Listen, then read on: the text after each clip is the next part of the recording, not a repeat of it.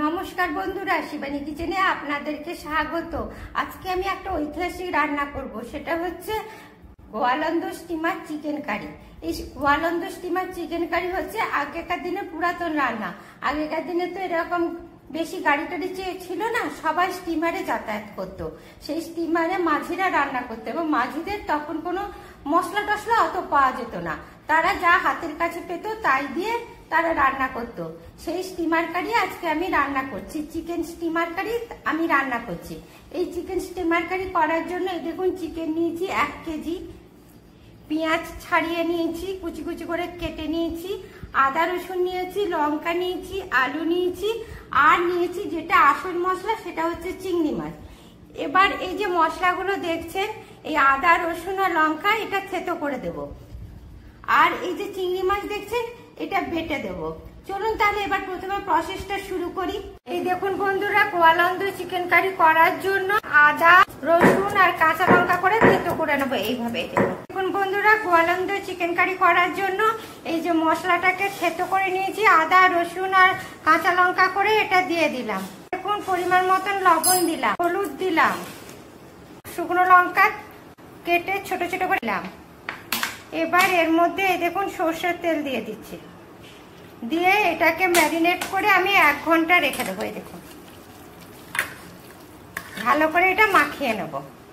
এবারে এই দেখুন বন্ধুরা, পেঁয়াজটা এর সঙ্গে দিয়ে দিচ্ছি। পেঁয়াজটা ছোট ছোট করে কুচি করে নিয়েছি, এবার পেঁয়াজটা দিয়ে ম্যারিনেট করে নেব।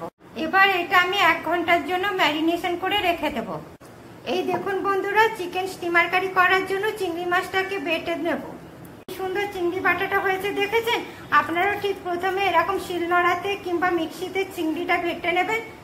আর এই দেখুন 1 ঘন্টা ম্যারিনেশন হয়ে গেছে, এটাকে আবার এটার সঙ্গে মাখিয়ে নেব, দিয়ে এটা আবার আধ ঘন্টা ম্যারিনেশনের জন্য রেখে দেবো। মাংসের আলুটা প্রথমে একটু ভেজে নিচ্ছি। এই দেখুন বন্ধুরা, মাংসের আলুটা ভাজা হয়েছে, এবার এটা তুলে নিচ্ছি।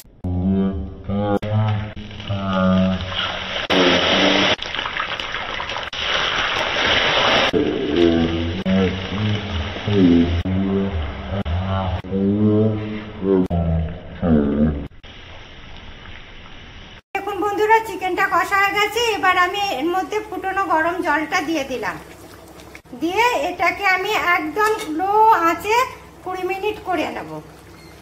এই দেখুন বন্ধুরা, 5 মিনিট ফুল গ্যাসে ফুটিয়ে নিয়েছি।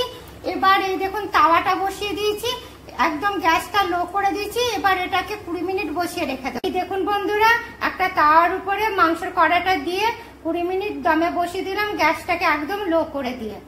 এবার চলুন দেখি গোয়ালন্দ স্টিমার কারিটা কেমন হয়েছে। আমি তো আধ ঘন্টা হয়ে গেল ধিমে আঁচে বসিয়ে দিয়েছি একটা কড়াইয়ের উপর। এবার দেখি এটা কেমন হলো, খুলি। কি সুন্দর রংটা এসছে দেখেছেন, আর গন্ধটাও সেরকম সুন্দর ছাড়ছে।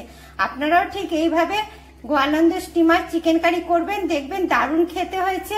আর আমার এই রেসিপিটা আপনাদের যদি পছন্দ হয় তবে লাইক করবেন, কমেন্ট করবেন, শেয়ার করবেন। Thank you. বন্ধুরা, গোয়ালন্দ স্টিমার চিকেন কারি কি দারুণ রংটা এসছে দেখেছেন। আপনারাও এইভাবে করবেন। Thank you.